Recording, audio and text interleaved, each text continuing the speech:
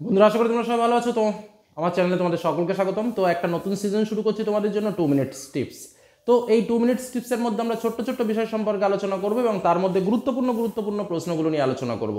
এই 2 মিনিটস টিপসের জন্য যারা এর আগের ভিডিওগুলো দেখেনি তাদের জন্য চ্যানেল প্লেলিস্টে থাকবে একটা ফোল্ডার, যে ফোল্ডারে ক্লিক করে এরকম আরও গুরুত্বপূর্ণ 2 মিনিটস টিপস তোমরা দেখে নিতে পারো। তো আজকের আলোচনাটা কি? আজকের আলোচনা হচ্ছে আমরা স্যার কোন পেনে লিখবো, কোন কালিতে লিখবো।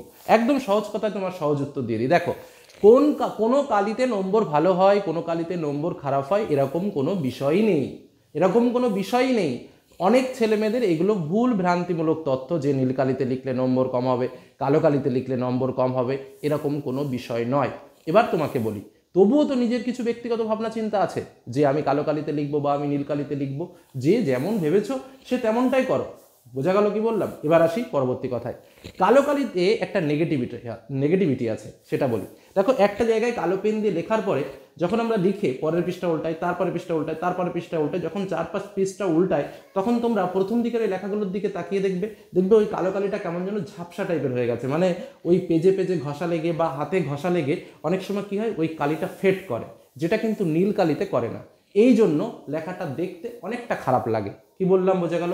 এই একটাই হচ্ছে কালো কালির মানে ব্যাড এফেক্ট। বাদ বাকি ওভারঅল সব ক্ষেত্রে এক। যে তোমার নম্বর কম হবে, নম্বর বেশি হবে, সেরকম কোনো বিষয় নয়। অনেকে বলে স্যার পয়েন্ট করতে আলাদা কালি ব্যবহার করতে পারবো। কোনো সমস্যা নেই। যে কোনো শুধু বল পেন তোমরা যা খুশি ব্যবহার করতে পারো, সবুজ লাল এইগুলো ব্যবহার করবে না, কালো এবং নীলের মধ্যেই সীমাবদ্ধ রাখবে। কোনো স্কেচ পেন, কোনো মোটা কালির পেন, সেই ধরনের পেনগুলো ব্যবহার করবে না, একদম ফাইনাল কথা। চিত্র আঁকার সময় অনেকে বলে স্যার পেন ইউজ করবো না পেন্সিল ইউজ করবো। দেখো, চিত্র আঁকার এরকম কোনো রুলস নেই যে পেন দিয়ে আঁকা যাবে না বা পেন্সিল দিয়ে আঁকা যাবে না।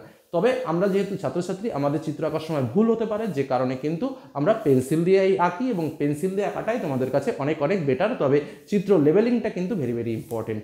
এই ছোট্ট আলোচনা, ছোট্ট কথা তোমাদের জন্য। ধন্যবাদ।